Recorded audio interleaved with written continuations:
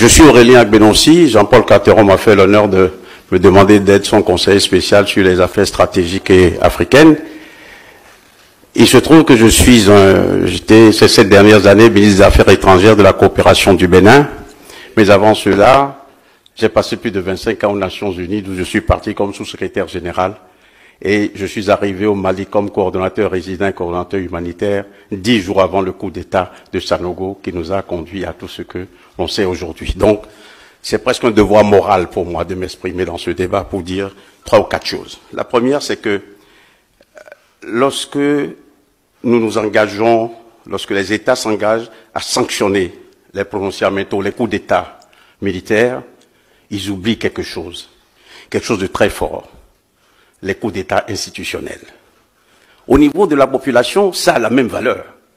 Lorsque vous venez aux élections par des règles, et que parce que vous voulez perdurer au pouvoir, vous changez ces règles, ça s'appelle aussi un coup d'État. Il est seulement institutionnel. C'est la première chose. Je dis toutes ces choses que j'ai apprises par ma petite expérience de ministre libre, qui aujourd'hui donne des conférences à l'université, va parler dans des associations de femmes, que ce soit au Bénin, en Afrique ou en Europe, ou même en Amérique latine. Donc c'est la première chose. La deuxième chose, c'est le fait que les États doivent respecter les règles qu'ils se donnent. Le ministre Abdoulaye Diop, qui a partagé avec moi ce qu'on appelle les valeurs de l'action humanitaire, c'est que, quelle que soit la sanction, quelle que soit la situation de belligérance, on ne touche pas à la dimension humanitaire. On ne peut pas prendre des sanctions qui vont conduire à la mort de bébés, qui vont conduire à la mort des femmes, qui vont conduire à la destruction de populations innocentes qui ne comprennent même pas ce qui se passe. Et ça, on l'a fait. Et le fait que des institutions, des États, que je respecte parce que je sais que c'est des États sérieux, que le fait que des institutions, des États aient soutenu cette approche, et spécialement, je me suis senti très interpellé lorsque l'ambassadeur du Nigeria parlait tout à l'heure. Lorsque des institutions des pays sérieux soutiennent cette démarche, je trouve que cela est inacceptable. Et si notre forum peut rappeler ces principes en disant, quand il s'agit d'humanitaire, c'est un no-go en ce qui concerne les sanctions, quel que soit ce qui se passe. Faire vivre les enfants, faire vivre les femmes, faire vivre les populations civiles, c'est une règle qu'on doit respecter.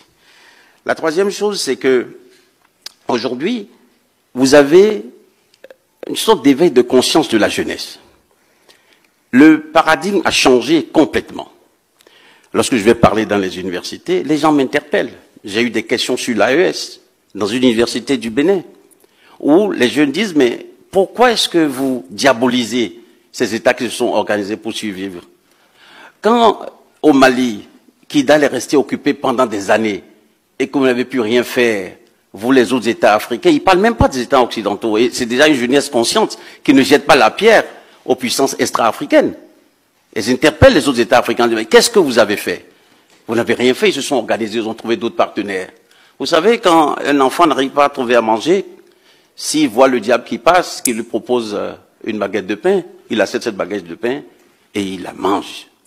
Et donc, ça aussi, ce paradigme est en train de changer. Où la jeunesse, en Afrique de l'Ouest, je ne vais pas dire qu'elle se radicalise, je vais dire qu'elle se conscientise. Et il faut éviter qu'elle se radicalise. Parce que moi, j'ai vécu dans cette organisation qu'on appelle Nations Unies, où c'est l'interdépendance, c'est la capacité de comprendre que nous sommes tous engagés dans un monde commun. Et la pandémie de Covid nous l'a montré. Nous sommes tous vulnérables face à certains défis. Donc, il faut que nous fassions en sorte que les jeunes, au-delà de leur conscientisation, ne se radicalisent pas. Et la dernière chose que je voudrais dire et insister très fortement dessus, et le ministre Abdoulaye Diop l'a dit tout à l'heure, mon frère du Burkina l'a aussi exprimé, c'est vrai, beaucoup de problèmes que l'on exprime aujourd'hui sont en fait des problèmes entre les dirigeants. Les populations continuent de se fréquenter. Les populations continuent de vivre ensemble. Les populations continuent de se marier, de commercer et de faire beaucoup de choses ensemble.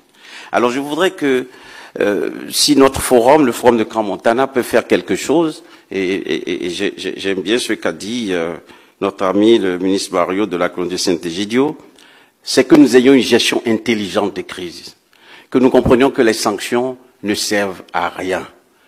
Les sanctions ne crée que des frustrations, des radicalisations. Nous devons avoir une gestion intelligente des crises parce que Denis de Rougemont, qui est un humaniste suisse, a dit une chose très importante. Quand l'intelligence déserte le forum, la médiocrité s'installe et tout finit en dictature. Je vous remercie.